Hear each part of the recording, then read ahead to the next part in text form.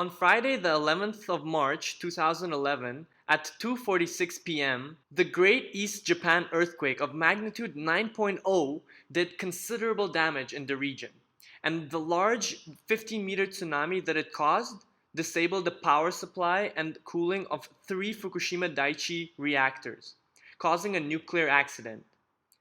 The operating units which shut down were Fukushima-Daiichi Units 1, 2, and 3, which are owned and operated by Tokyo Electric Power Company, otherwise known as TEPCO.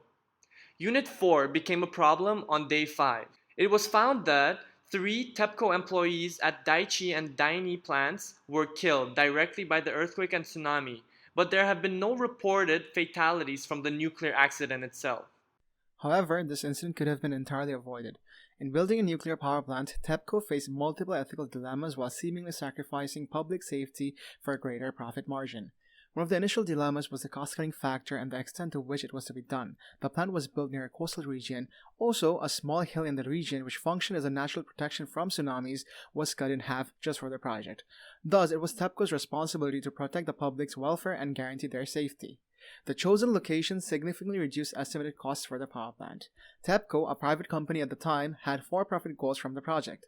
As a result, TEPCO faced a dilemma where the reduction of costs and increase in revenue had to be weighed against the potential safety hazards. We can use the Professional Engineers Act of Ontario to analyze the way TEPCO handled these ethical dilemmas.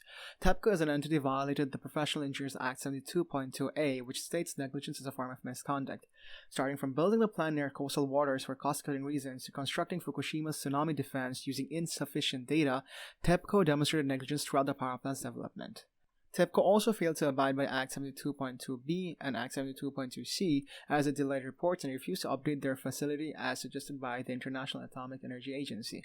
This put the health of the population in the region in immense danger.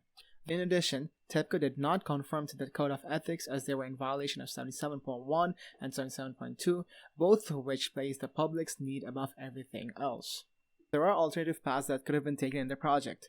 Alternatives include building a nuclear power plant in a remote location further away from human life. This would pose a lesser risk to public safety. Moreover, building it inland would keep the power plant safe from potential tsunamis.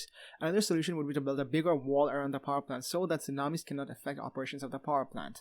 The wall would act as a protection for both the power plant and the city it is built in.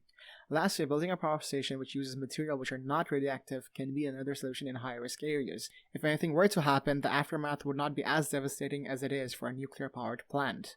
Although the best solution would be to not move ahead with the project, building a wall that would protect the plant from the highest predicted tsunami can be an effective solution. Taking advice from the International Atomic Energy Agency regularly would ensure that local, outdated laws do not put public safety into jeopardy. Now we'll be looking at the law portion of this case.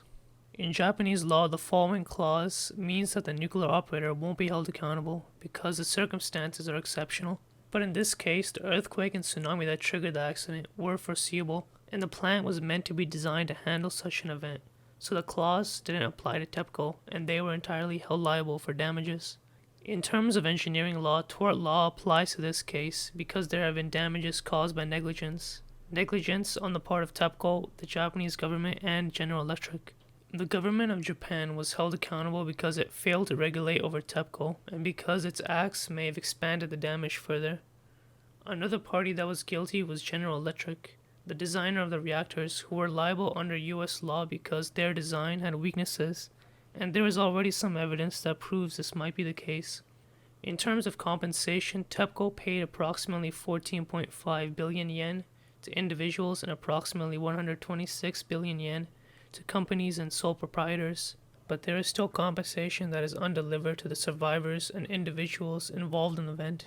There is still a long road ahead in the Fukushima case. In conclusion, there was extreme negligence that resulted in millions of dollars in damages and land that can't be used for many years.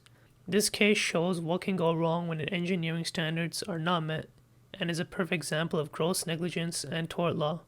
Even after all these years since the event, there is still danger in the area of the power plant, and people are still feeling the effects of the disaster today. The most important thing now is to learn from the mistakes in the Fukushima-Daiichi power plant. Thank you for watching.